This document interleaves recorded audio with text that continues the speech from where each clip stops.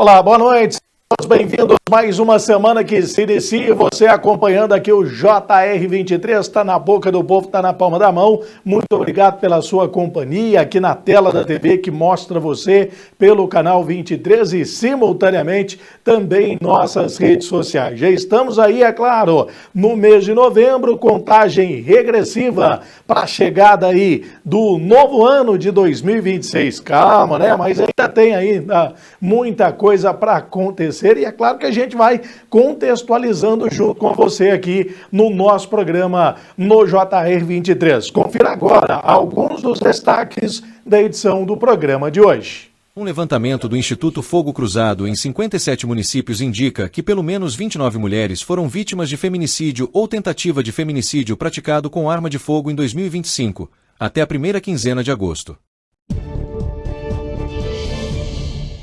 Nesta época do ano tem início o período de defeso, quando a pesca comercial fica temporariamente proibida em todo o país. Hoje foi da técnica, foi da tática, foi da física, foi da estratégia. Muito fácil. O Mirassol hoje foi muito melhor que o Palmeiras. É só isso que eu tenho para te dizer. Vocês vão fazer perguntas e a imprensa vai andar à volta disto. Foram muito melhores a todos os níveis do que o Palmeiras. E a gente ainda fala também, é claro, do Novo Basquete Brasil e a sequência de jogos com times cariocas que o César Franca tem pela frente. E a partir de hoje, é claro, já pelo Novo Basquete Brasil. Vamos fazer o seguinte, uma pausa rapidinha, o nosso primeiro break, e já a gente está de volta com mais informações.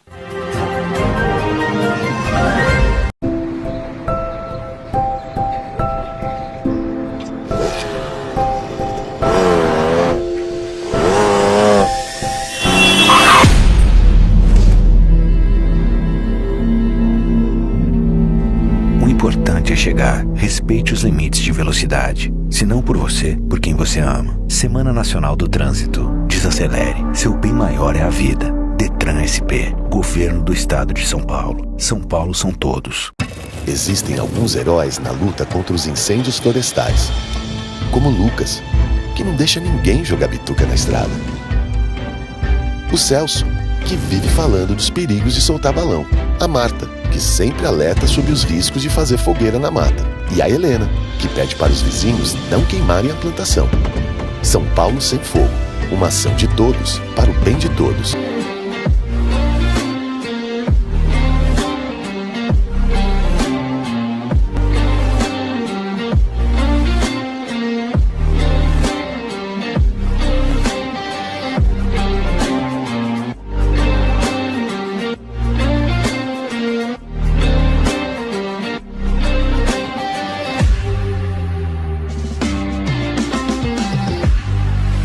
Uma nova opção, dinâmico e diversificado, uma multiplataforma em serviço da informação, notícias, entretenimento e variedade. O que você precisa saber para começar o dia, na velocidade do tempo, a informação que vai de encontro com seu interesse. www.portaldefranca.com.br.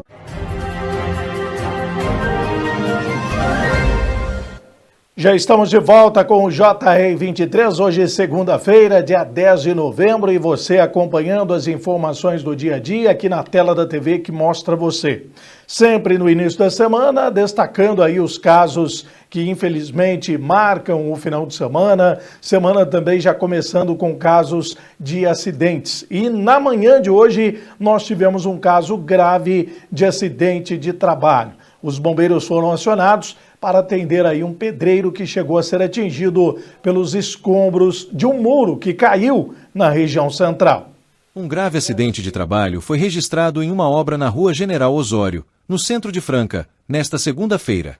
O servente de pedreiro João Antônio Nunes ficou em estado gravíssimo após ser atingido por um muro de aproximadamente 3 metros de altura que desabou enquanto ele trabalhava. De acordo com testemunhas, o grupo de operários percebeu que a estrutura estava prestes a cair e gritou alertando os colegas. 4 trabalhadores conseguiram correr a tempo, mas João acabou sendo atingido diretamente na cabeça, sofrendo um ferimento profundo que arrancou parte do couro cabeludo. Os companheiros de trabalho tentaram retirar o homem dos escombros, mas havia muitos destroços sobre suas pernas. Por orientação do Corpo de Bombeiros, um dos pedreiros usou a própria camisa para estancar o sangramento na cabeça da vítima até a chegada do socorro. Equipes do Corpo de Bombeiros e do SAMU, Serviço de Atendimento Móvel de Urgência, trabalharam juntas no resgate. Após ser retirado dos destroços, João foi levado em estado gravíssimo para a Santa Casa de Franca, com ferimentos graves na região da cabeça e da cintura. Segundo colegas, este era o primeiro dia de trabalho de João na obra. Retirado uma parte dos escombros sobre as pernas deles, ele estava com um ferimento na cabeça muito grave. Foi feito os procedimentos corretos aí, acionada a USA para o local. A USA chegou aqui e já começou a dar os atendimentos dele. Eles estavam fazendo proteção do muro de arrimo aqui e de repente o muro caiu. O pessoal gritou para que o muro estava caindo, mas alguns correram, ele não conseguiu sair do raio da queda do muro. E nós tivemos também o final de semana marcado pelos acidentes de trânsito e mais um jovem perdeu a vida em um grave acidente no estado de Minas Gerais. O jovem Alexander Leite Oliveira, de 21 anos, morreu após um grave acidente de carro na rodovia AMG 2555, enquanto seguia para se apresentar em um evento de som automotivo na cidade de Nova Ponte UMG, neste fim de semana. No carro estavam Alexander e duas amigas, que também participariam do evento. Durante o trajeto, chovia muito, o que pode ter contribuído para o acidente. Alexander perdeu o controle do Ford Ka Prata. O veículo rodou na pista e capotou diversas vezes. Com o impacto, os 3 ocupantes foram arremessados para fora do carro. As duas jovens sofreram ferimentos, mas foram resgatadas com vida. Já Alexander teve lesões graves e morreu ainda no local. E ainda sobre a área da segurança, um tema que é recorrente aqui no nosso programa no JR 23, a respeito da violência, o combate à violência contra mulheres e também a violência doméstica de uma forma geral. Novos números foram divulgados e apontam ainda casos graves em várias cidades, pelo menos 57 cidades com alto índice de casos de violência doméstica. Veja só na reportagem. Um levantamento do Instituto Fogo Cruzado em 57 municípios indica que pelo menos 29 mulheres foram vítimas de feminicídio ou tentativa de feminicídio praticado com arma de fogo em 2025, até a primeira quinzena de agosto. Na comparação com o mesmo período de 2024, houve crescimento de 45%. Das 29 vítimas, 76% não sobreviveram, ou seja, 22 morreram. Em 2024, das 20 baleadas, 60% não sobreviveram, 12 mulheres morreram e 8 ficaram feridas. O maior número de casos ocorreu na região metropolitana do Recife, 31% de todos os casos registrados. Foram 13 vítimas, 8 mortas e 5 feridas, em 2025.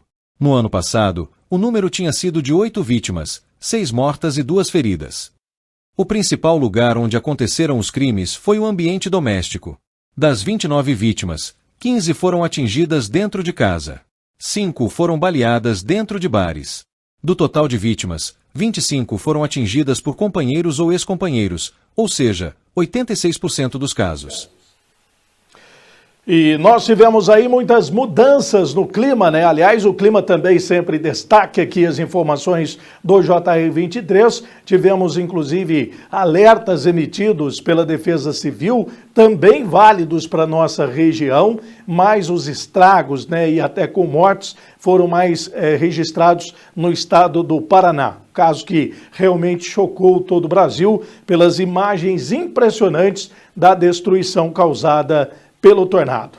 Parece um cenário de guerra, mas é o rastro de devastação deixado pelo tornado que destruiu 90% da área urbana de Rio Bonito do Iguaçu, no Paraná.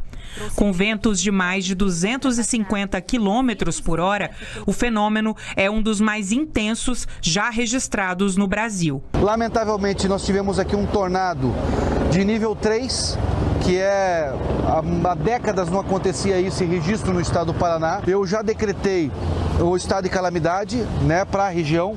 Isso nos facilita de forma rápida e sem burocracia de fazer o atendimento necessário para atender os prefeitos da região e automaticamente a gente poder ir reconstruir. Segundo a Defesa Civil Paranaense, a malha viária foi bastante comprometida e a rede elétrica danificada. São milhares de desabrigados. Nós já temos abrigos montados em Laranjeiras do Sul, estamos montando mais um no município de Quedas do Iguaçu.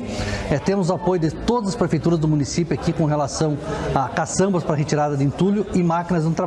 Pelas redes sociais, o presidente Lula disse se solidarizar com todas as pessoas afetadas e que equipes do governo federal foram enviadas para as cidades. Ele também afirmou que vai prestar todo o auxílio que for necessário. De acordo com o Ministério da Saúde, se houver necessidade, a Força Nacional do SUS está preparada para instalar um hospital de campanha com capacidade para até 150 atendimentos diários. Por enquanto, os feridos foram encaminhados para outros hospitais da região. Casos mais graves vão a Laranjeiras, estão indo agora a Poava, a Cascavel e outros hospitais. Estão chegando dois aviões com insumos hospitalares para os hospitais de Laranjeiras. Os hospitais de Laranjeiras atenderam em 12 horas praticamente 500 pessoas. Intervalo rápido e na sequência mais notícias. Vamos falar sobre saúde e outros temas na edição de hoje. E se eu pudesse escolher, gostaria de deixar meu coração para quem sabe que o amor é a coisa mais preciosa que existe. Deixaria meus pulmões para quem respira a vida com leveza. Confiaria meus olhos a alguém que, como eu, quer ver um mundo melhor. E deixaria minha pele para quem ama sentir a vida. E se eu pudesse escolher, escolheria fazer a diferença na vida de outras pessoas. Eu escolhi. Eu sou doador de órgãos. A vida não precisa ter ponto final. Fale com seus familiares e seja doador de órgãos. Para alguns é só uma gota. Para todos pode ser muita água perdida. Uma gota pingando da torneira pode virar dezenas de litros. Economize água. Gota por gota, todos por todos. Governo do Estado. São Paulo são todos. A turma do fundão pode. E quem senta na frente, é claro que pode. Anda de skate? Pode. Mas se é de namoro, pode também. Só não pode ficar sem fazer nada. Ao completar 16 anos, você já pode ajudar a salvar vidas. Não deixe para depois o que você pode fazer agora. Procure um dos postos da ProSangue e seja um doador de sangue. Salve uma vida hoje. Convide seus amigos. Vamos ser os doadores do amanhã. Ô, Sô, você está acostumado a me ver aqui contando uns caos, umas piadas, fazendo o povo rir, né? Pois então, mas hoje aqui a prosa é séria. O Hospital do Câncer de Franca é um lugar onde a coisa é pra valer mesmo. Lá é sério. Lá eles tratam de câncer de bebê, de jovem, de adulto e de idoso. Como nós falamos na roça, de mamãe caducando. Eles acolhem todo mundo. E é por isso que eu tô aqui, pra modo de pedir a sua ajuda. Vamos ajudar o Hospital do Câncer de Franca e cuidar de quem precisa, senhor. Então, meu povo, bora doar, que ajudar é coisa séria, mas não precisa ser sem graça também, né? Bora fazer esse bem acontecer, mexer o doce pra não azedar, bora pra riba, que pra baixo é contramão. Então partiu ajudar o Hospital do Câncer de Franca. Seja um parceiro do bem, sô, porque ajudar é sempre uma coisa boa. Né não? Acontecido.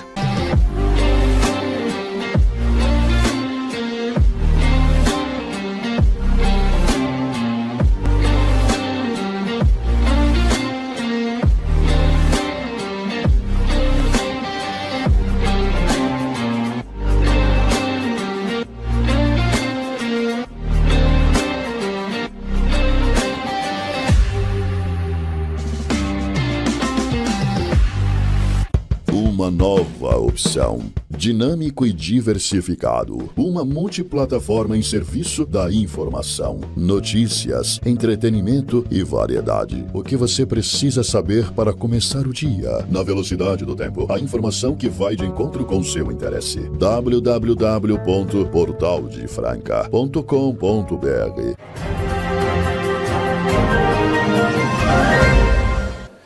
Muitas mudanças do clima, ora calor intenso, ora muita chuva. E essa combinação favorece para o surgimento de doenças, entre elas o caso da dengue, que é algo que se deve ter atenção durante o ano todo. E é por isso que até mesmo já no início dessa temporada de chuvas e também com a chegada do verão, que as ações estão sendo intensificadas. O Ministério da Saúde informou que se antecipou ao período de maior transmissão que se inicia agora com a chegada do calor e também das chuvas. Um levantamento realizado entre agosto e outubro em mais de 3 mil municípios brasileiros aponta que 30% desses municípios estão em situação de alerta para a dengue, a zika e a chikungunya. Apesar disso, a dengue teve uma redução de 75% no número de casos em relação ao ano passado, chegando a 1.600.000 casos neste ano. O Rio de Janeiro viveu uma epidemia da doença durante o ano passado, com mais de 300.000 casos contra 29.000 casos neste ano. E o Ministério da Saúde diz que está fazendo a vacinação e também está investindo mais de 183 milhões de reais em novas tecnologias de combate ao vetor. E ainda também na questão ambiental, né, não só para ajudar também aí na questão da dengue, a reciclagem de vidro, as garrafas também auxiliam aí em outras situações. Nós falamos muito aí no JR23 sobre os casos, né, de bebidas falsificadas, essas garrafas que muitas vezes também acabam sendo reaproveitadas. E a reciclagem é uma das alternativas para ajudar tanto o meio ambiente como o cidadão. A empresa na Grande São Paulo responde por 1/3 de todo o vidro reciclado do país. O material é coletado em 18 estados e recebe o tratamento necessário para depois voltar a ser transformado em novas embalagens. Nós investimos não só na logística, mas também em capacidade de processamento, de fabricação e reciclagem, para que a gente possa atingir não só volume, mas como também qualidade necessária para que esse material possa cada vez mais ser utilizado pelos fornos de vidro. Em média, cada brasileiro consome cerca de 8 quilos de vidro por ano. No total, são pouco mais de 1,5 milhão de toneladas produzidas anualmente. A reciclagem avançou nos últimos anos, depois de um decreto federal que estabeleceu o sistema de logística reversa de embalagens de vidro. Do total de vidro descartado no país, no ano passado, cerca de 33% foram efetivamente reciclados, uma alta de 9% em relação ao ano anterior. A indústria de vidro tem cada vez mais usado matéria-prima reciclada na produção. No ano passado, esse índice chegou a quase 37%, uma alta de 14% em relação ao ano anterior. Isso significa que de cada 3 garrafas novas produzidas, uma é feita a partir de material reciclado. Eu acho que é preciso uma campanha massiva de educação relacionada a isso. Eu falo sim do consumidor, mas também dos bares, restaurantes, dos distribuidores, dos grandes produtores de eventos. Então, se você conseguir que mais atores entendam a sua coparticipação em relação a isso, a gente tem mais linhas de receita e consegue expandir e capilarizar isso de uma forma economicamente viável, né? E ainda falando a respeito de meio ambiente, a fiscalização também está sendo intensificada em toda a nossa região, mas em todo o Brasil, na Operação Piracema, né, feita pela Polícia Ambiental. Nesta época do ano tem início o período de defeso, quando a pesca comercial fica temporariamente proibida em todo o país. A medida busca garantir o ciclo natural de reprodução dos peixes e a conservação dos recursos pesqueiros. A Piracema já começou e vai impactar o setor pesqueiro pelos próximos meses. Durante esse período, a pesca comercial, seja artesanal ou industrial, fica suspensa. É permitida apenas a pesca de subsistência, voltada à alimentação da família, conforme as regras de captura definidas por cada estado. Durante a Piracema é estabelecido o período de defeso, no qual a pesca fica proibida para fins comerciais. Assim, os pescadores e pescadoras artesanais e industriais têm suas atividades temporariamente suspensas.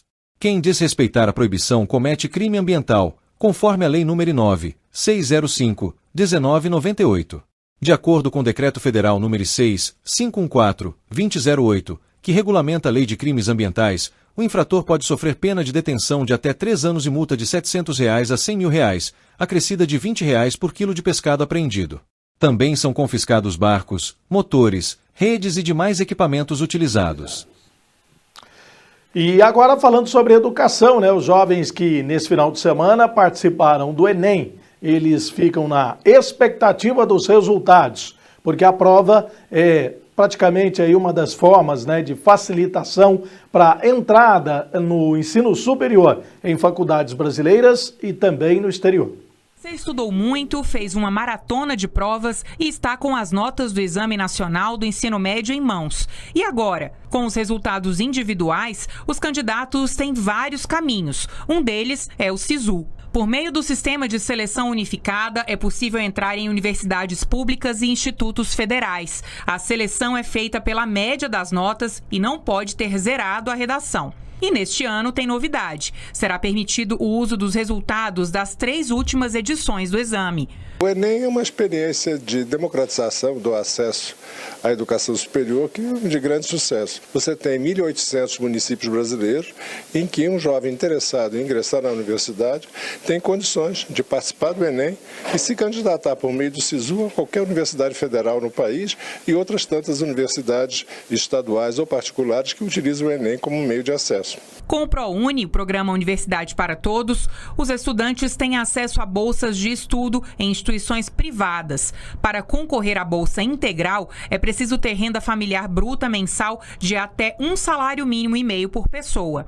Já para parcial, essa renda não pode passar de 3 salários mínimos. Com quase 3 décadas de existência, o Enem foi aperfeiçoando as metodologias. Começou como uma avaliação de aprendizado, se consolidou como a principal porta de entrada para o ensino superior no Brasil e é também critério para programas como o Fundo de Financiamento ao Estudante do Ensino Superior, o FIES.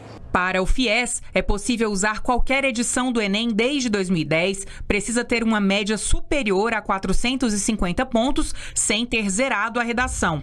E a renda familiar mensal bruta precisa ser de até 3 salários mínimos por pessoa. O FIES Social reserva ainda metade das vagas para estudantes com renda familiar de até meio salário mínimo e inscritos no CAD Único. Já para quem sonha em estudar fora do Brasil, o Enem possibilita ir para Portugal. As notas podem ser aproveitadas em processos seletivos de 26 instituições que têm convênio com o INEP. Intervalo rápido e na sequência a repercussão da rodada do Campeonato Brasileiro, que está chegando à reta final e a cada dia mais emocionante.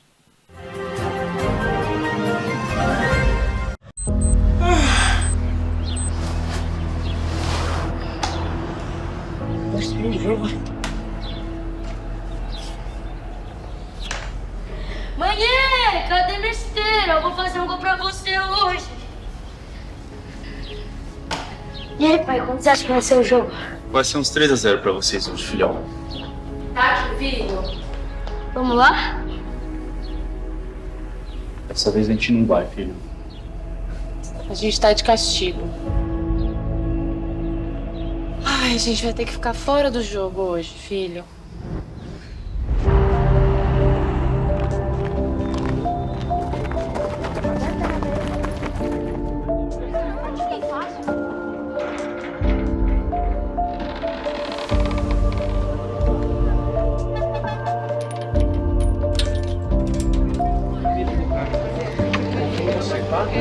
Federação Paulista de Futebol a proibir público em jogo de categoria de base, Luiz. Pois é, né, Tralha? É muito triste a gente falar sobre isso, mas partidas das categorias de base sub-11 e sub-12 serão disputadas com portões fechados. E o motivo, o mau comportamento não das crianças, mas dos familiares durante as partidas.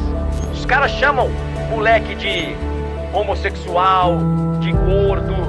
Vários casos homofóbicos, gordofóbicos, xingamentos. Eu ouvi falar que teve tiros em jogos. Não é legal xingar uma criança. Fiquei muito triste. Eu até, chorei. Afeta muito, que a gente tem muito medo de errar, se erra, os pais xingam. Eu já ouvi falar muito que eu era baixo, que eu era um lixo por causa da minha altura. Caras desceram arquibancada, xingaram ele, bonequinha, mandaram tomar no cu, vários palavrões. Afeta, no psicológico do jogo, né? E minha cabeça fica como? Fica bagunçada, porque eu não sei o que eu faço, eu fico pensando lá fora. Eu já escutei me chamarem de filha da puta, já ofenderem meu pai. Eles têm que torcer pro filho deles, não xingar os outros. E aí eu fico me perguntando por que eles fazem isso. Tudo isso tá acontecendo em competição de crianças. Eu quero ser você quando crescer. E eu queria pedir muito pros pais não xingarem as crianças. Só torcer, ficar feliz que seu filho tá jogando, que a gente é apenas criança.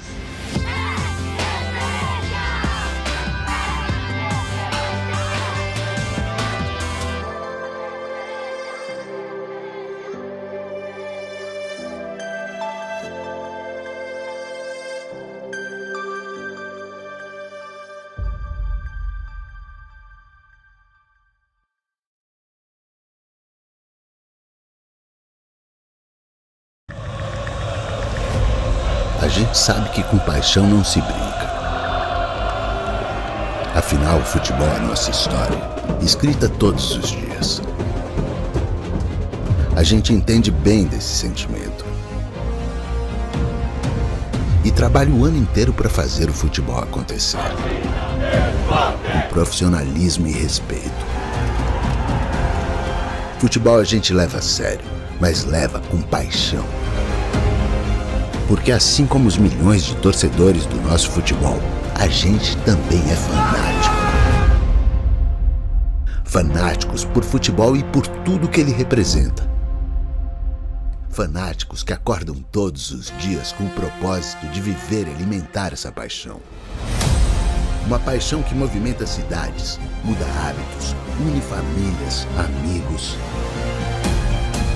Fanáticos que abraçam desconhecidos na hora do gol, que choram uma dor única na derrota, que dançam, sorriem, pulam, cantam e comemoram como nunca aquela vitória.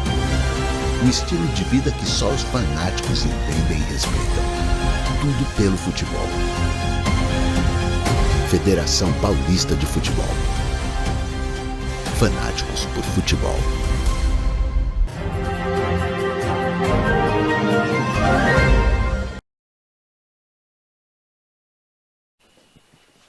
De volta aqui com o JR23, vamos agora trazer a repercussão do mundo da bola. Campeonato Brasileiro que está vivendo aí as suas rodadas finais e vai aumentando cada vez mais a emoção. Só que esse final de semana definitivamente não foi nada bom para os grandes de São Paulo. O Red Bull Bragantino venceu o São Paulo por 1-0, em jogo válido pela 33ª rodada do Campeonato Brasileiro, na noite neste sábado. Na Vila Belmiro, o único gol da partida foi marcado por João. Depois de um primeiro tempo agitado, o gol saiu apenas aos 29 minutos da segunda etapa. Lucas Barbosa sofreu pênalti de Enzo Dias e, na cobrança, o camisa 10 do Massa Bruta anotou o gol da vitória. Com o resultado, o Red Bull Bragantino subiu para a 11ª colocação, com 42 pontos e começa a mirar o G7. Já o São Paulo estacionou na 8ª posição, com 45 pontos, e perdeu a chance de se aproximar no Fluminense, 7º colocado, com 50. Boa noite. Boa pergunta. Ainda não lo sei. Ainda não sei. Todos estamos iguais. Acho que a gente hoje vai sair do Vila Belmiro com uma derrota, mas acho que o empate 0-0 estava bem. Porque não criamos, não conseguimos jogar no jeito que a gente sabe jogar. A gente não teve o nível que o jogo merecia, imprecisos. Por quê? Não sei, ainda não sei. O Ceará venceu o Corinthians por 1-0, neste domingo, na Neoquímica Arena, em jogo válido pela 33ª rodada do Campeonato Brasileiro. Galeano foi o autor do gol da partida. O Ceará nunca tinha vencido o Corinthians, como visitante, na história do Brasileirão. Agora, o retrospecto é de 5 vitórias do Timão, 4 empates e 1 do Vozão. Com a vitória, o Ceará sobe para a 12ª posição, somando 42 pontos. Se afastando de vez do Z4, o time de Léo Condé agora quer assegurar sua vaga na Conmebol Sul-Americana da próxima temporada. Se classificam do 8º ao 13º. Já o Corinthians cai para a 13ª colocação, com os mesmos 42 pontos que o time cearense, mas ficando atrás pelo saldo de gols menor. O Fluminense, 7º colocado e primeiro na zona de classificação a Libertadores, soma 51. Primeiro, eu acho que quando você tem um volume desse que nós tivemos, nós teríamos que ter uma tranquilidade um pouco maior. Tranquilidade que eu falo é a percepção de como trabalhar a bola, momentos de infiltrações, e isso, infelizmente, acabou não acontecendo. Nós não estávamos num dia inspirado. E quando não existe essa inspiração, é natural você queira fazer as coisas atropelando todos os processos. Realmente foi um dia muito difícil, uma marcação baixa, muito concentrada. Foram felizes na proposta que tiveram. É muito difícil, às vezes, a gente tentar pontuar um fato ou outro, mas a verdade é que hoje a nossa inspiração estava muito abaixo daquilo que nós fizemos aí por muitas vezes dentro do nosso campo. Talvez não tenhamos tido o entendimento correto da partida, aquilo que vinha nos proporcionando para a gente poder, de repente, atacar. Apenas um ponto a se destacar, eu acho que a atuação do Dieguinho, que fez a diferença, um jogador participativo, criativo, e que se tivermos aí algumas jogadas lúcidas no nosso último terço, foi muito em razão da participação desse garoto.